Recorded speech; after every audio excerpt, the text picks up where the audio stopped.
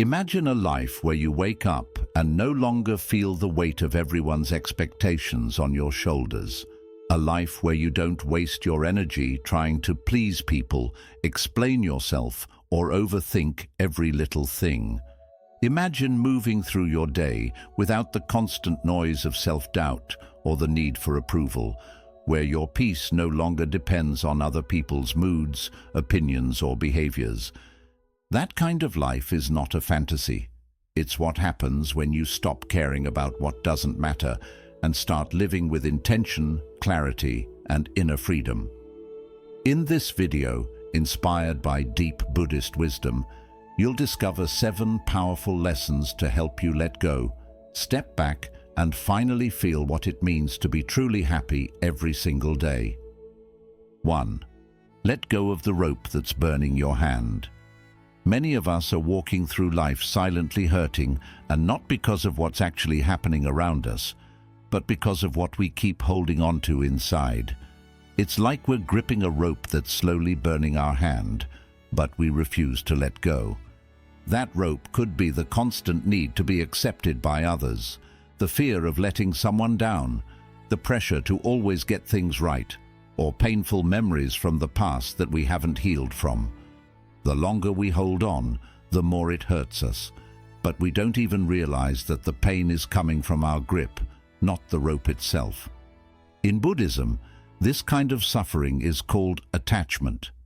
It means clinging to things, people, thoughts, emotions, situations, as if they are permanent and ours to control. But life doesn't work that way. Everything is always changing, and the more we try to hold on to what is meant to pass, the more we suffer. We trap ourselves in emotional cycles of stress, sadness, and confusion simply because we won't loosen our grip. Letting go doesn't mean giving up or running away. It means understanding that you cannot control everything, and that peace comes when you stop trying to. You don't have to keep replaying that painful memory. You don't have to chase someone's approval to feel worthy. You don't have to worry so much about tomorrow. You can let go. Picture this. You're standing still with your hand clenched tightly around a rope, and it's cutting into your skin. All it takes to stop the pain is to release it. Just open your hand. Just breathe. Just allow the moment to be what it is, without needing it to be anything else. That is the beginning of real freedom. That's where happiness starts. Not in controlling life, but in learning how to stop being controlled by it. Second, stop seeking approval, and you'll discover who you are. From a young age, most of us are taught to look outside of ourselves for permission to feel good. We're praised when we do what others like. We're corrected when we don't fit their expectations. Over time, without realizing it, we begin to measure our worth by how others respond to us. We become so used to chasing approval from parents, teachers, friends, society, that we forget to ask ourselves the most important question: do I approve of who I am? When you live your life constantly trying to please others, you start shaping yourself like clay, changing your form depending on who's watching. You hide parts of yourself that feel too different. You stay quiet when you want to speak. You say yes when your soul screams no. And slowly, day by day, you lose the connection to your true self. But Buddhism teaches that true happiness comes from within, not from applause, not from compliments, and not from outside validation. The more you depend on others to make you feel seen, the more fragile your happiness becomes. Because what happens when they stop clapping? What happens when they don't understand you, or when they reject you? If your peace depends on being liked, it will vanish the moment someone doesn't. Let this be your gentle reminder. You do not need to be understood by everyone to live a meaningful life. Not everyone will get you. Not everyone will agree with your choices. And that's okay. The tree doesn't bend just to please the wind. The moon doesn't glow only when someone's watching. They exist fully, simply, and beautifully, just as they are. And so can you. When you stop chasing validation, something powerful happens. You begin to hear your own voice again. You start to ask yourself, what do I want? What do I believe? Who do I want to be? You begin to live from the inside out, not the outside in. And that shift is where your real strength and joy begin. The moment you stop caring about impressing others is the moment you finally impress your own soul. 3. Embrace impermanence. Everything is meant to change. One of the biggest reasons people suffer is because they expect things to stay the same. We want the good moments to last forever. We want people to always treat us the way they once did. We want routines, relationships, feelings, and even our sense of self to remain constant. But life doesn't work like that. Everything you can see, touch, and feel is in a constant state of movement. The seasons shift. The weather changes. Our bodies grow older. Friendships evolve. Emotions rise and fall like waves. This is what Buddhism calls anicca, the truth of impermanence. When you fight against change, you create your own suffering. It's like trying to hold on to a river with your bare hands. The more tightly you try to grip it, the more it slips through your fingers and the more frustrated you become. But the river was never meant to stay still. It was meant to flow. Often the pain we feel isn't because something ended. It's because we believed it should have lasted forever. We get attached to how things were. We cling to a version of life, of a person, or even of ourselves that no longer exists. And that attachment makes us feel stuck, lost, or broken when change arrives. But Buddhism invites us to see impermanence not as a threat, but as a gift. Because if nothing ever changed, there would be no growth, no healing, no second chances, no new beginnings. Imagine being stuck in a bad moment forever. Change is what saves us. It's what allows wounds to close, hearts to open, and wisdom to blossom. When you embrace impermanence, you begin to live differently. You appreciate people more deeply because you know they won't be around forever. You value the present moment because you understand it won't come again. You learn to let go gracefully when something ends, knowing it made space for something else to begin. You stop needing everything to be perfect because you know perfection was never the goal. Presence was. So if something in your life is changing right now, try not to resist it. Try not to cling to what was. Instead, gently remind yourself that nothing is meant to stay the same. Not joy, not sorrow, not even you. Breathe through it. Flow with it. Trust that just as the sun sets, it always rises again. And in that acceptance, you'll discover a kind of happiness that isn't shaken by the changing winds of life. From the moment we open our eyes each morning, the world begins to speak, sometimes softly, sometimes with overwhelming volume. The moment you pick up your phone, scroll through social media, check messages or glance at headlines, you are flooded with noise. Opinions telling you how to live, ads convincing you what you lack, comparisons quietly whispering that who you are is not enough. And without even realizing it, your sense of peace becomes tangled in a web of expectations, distractions, and emotional overstimulation. This external noise, when absorbed daily, doesn't just cloud your mind. It begins to blur your identity, drown your intuition, and pull you away from the calm center within you. Buddhism teaches us the value of mindful detachment, a spiritual discipline that doesn't mean running away from life, but rather learning how to not get pulled under by it. It's about recognizing when the noise around you is becoming the noise inside you. It's about understanding that your mind, like a lake, becomes muddy when constantly disturbed, and only in stillness can it reflect clarity again. In ancient monasteries, monks would spend hours in silence, not because they had nothing to say, but because they wanted to hear something deeper. They knew that beyond the surface chatter of the mind, there is a deeper knowing, a still, clear awareness that lives within each of us. But you don't need to be in a monastery to find that silence. You just need to pause, step away, breathe. In your daily life, this might look like taking a few quiet minutes before checking your phone, sitting under a tree and simply listening to the wind, going for a walk without headphones, allowing your thoughts to slow and your senses to awaken. It could mean choosing not to argue, not to scroll, not to react. It's in these simple moments of detachment that you begin to feel grounded again. You begin to remember who you are beneath the noise. Detachment also means not being overly reactive. Not every comment needs your response. Not every opinion deserves your energy. Not every notification is urgent. You can allow life to unfold around you without becoming emotionally entangled in every ripple.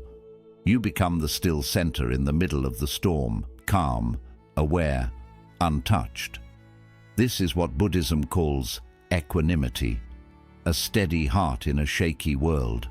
And the more you cultivate it, the less power the outside world has over your inner world. You no longer feel the constant need to prove yourself, compete, or be everywhere at once. You stop measuring your value through likes, followers, or social approval.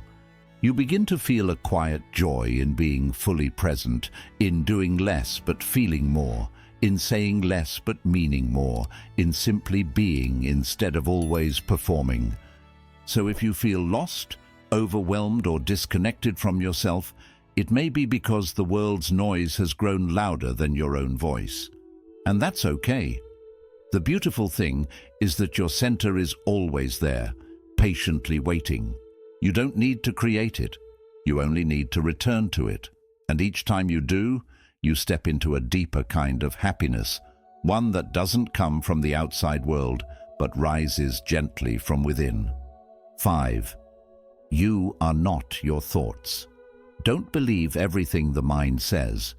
One of the most liberating truths Buddhism teaches is this: your thoughts are not who you are. They are not permanent. They are not facts. And most importantly, they are not always telling the truth.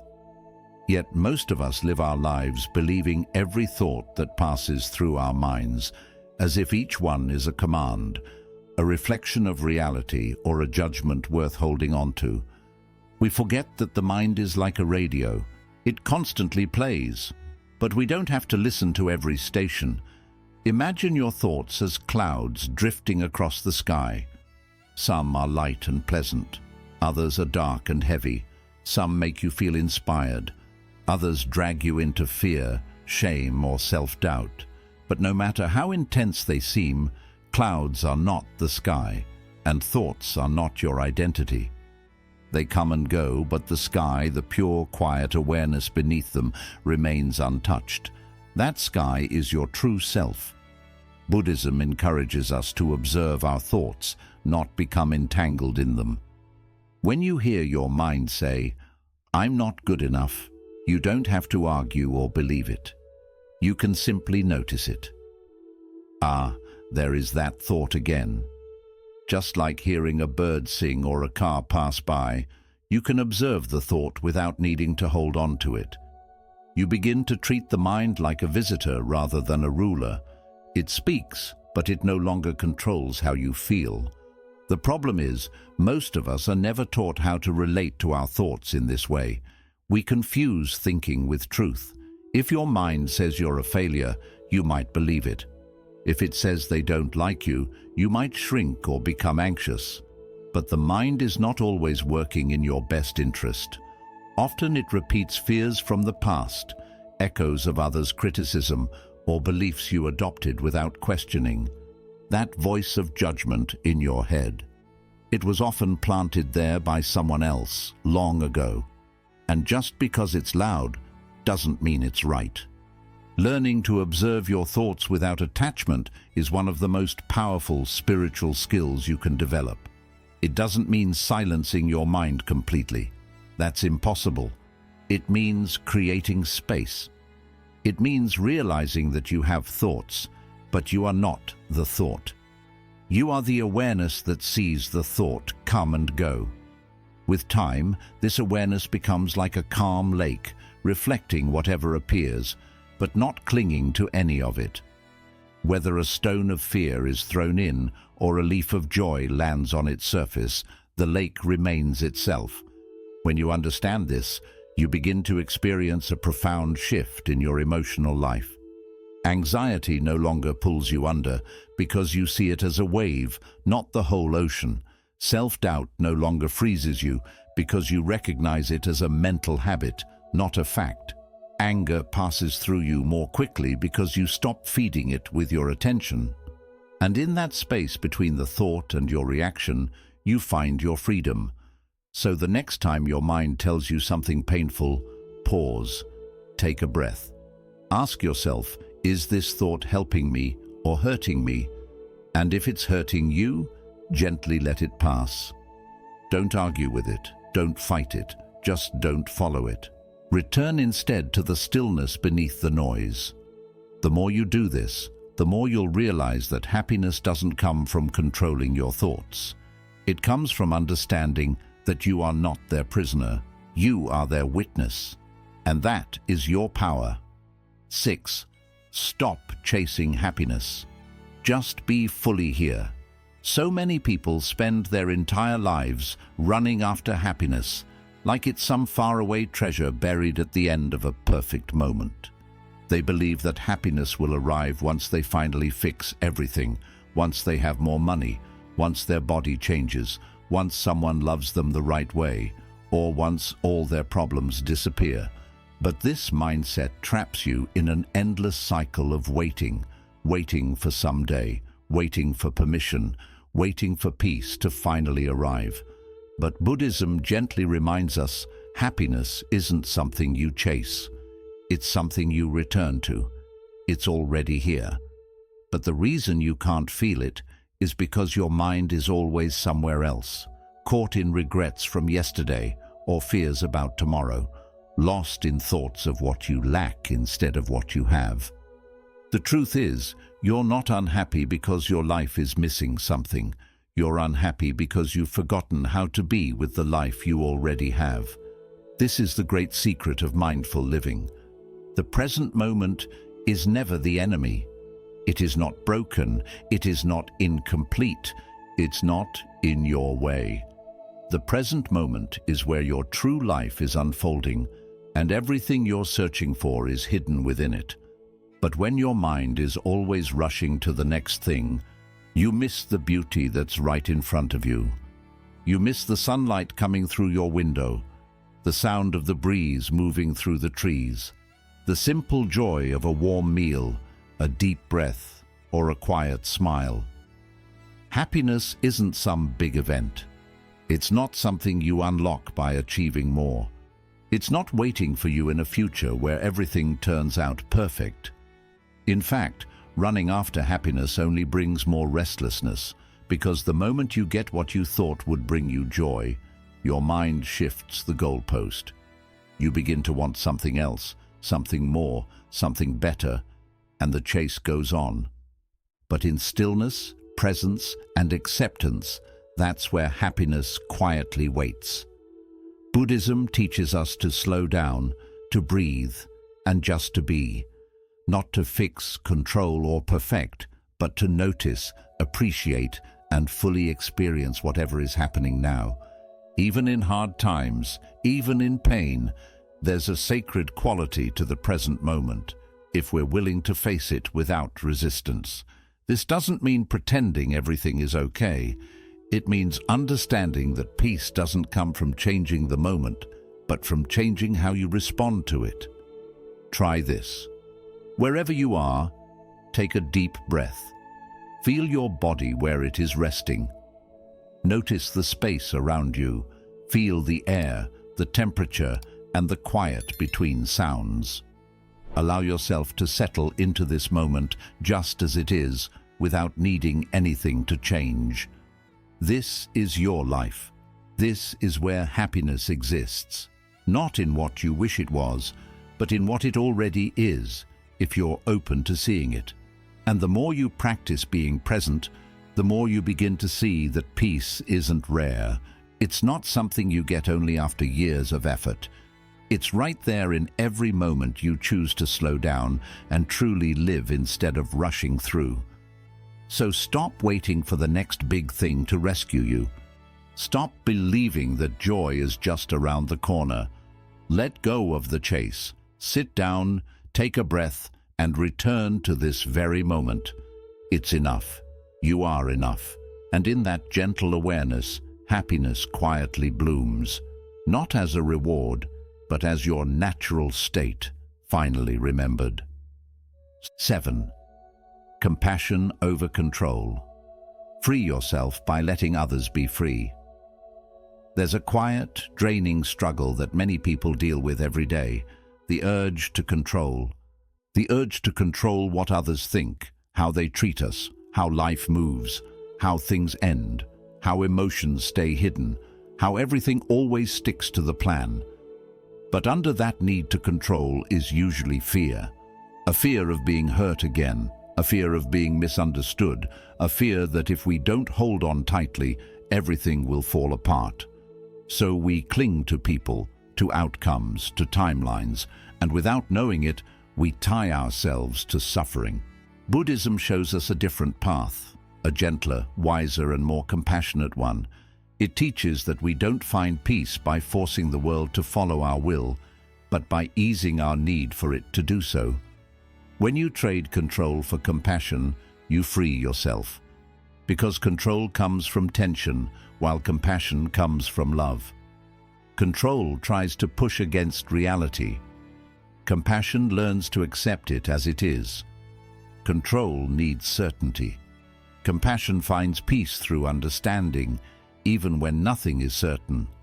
Think about how much energy we waste trying to fix what can't be fixed, trying to change people who aren't ready to grow, trying to create closure where there's only silence, trying to rewrite the past through regret. And yet, the more we push, the more frustrated we become. Why? Because we're pushing against life itself. But what if you stopped? What if instead of holding on tighter, you loosened your grip? What if you allowed people to be who they are, even if it hurts sometimes?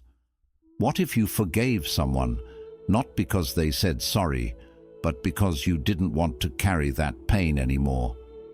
What if you let go of the belief that everyone needs to understand you, agree with you, or follow the same path as you?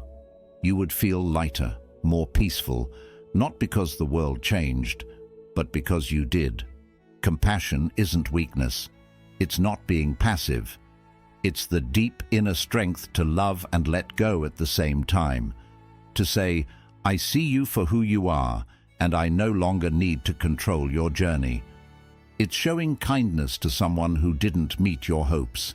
It's releasing resentment, because your heart is too valuable to hold bitterness. It's choosing to wish someone well, even if they hurt you, because you care more about your inner peace than revenge or approval. And this compassion must also be directed inward. Stop trying to control your healing. Stop pushing yourself to be over it when you're still hurting. Stop blaming yourself for not being where you thought you'd be by now. You are growing, little by little, moment by moment.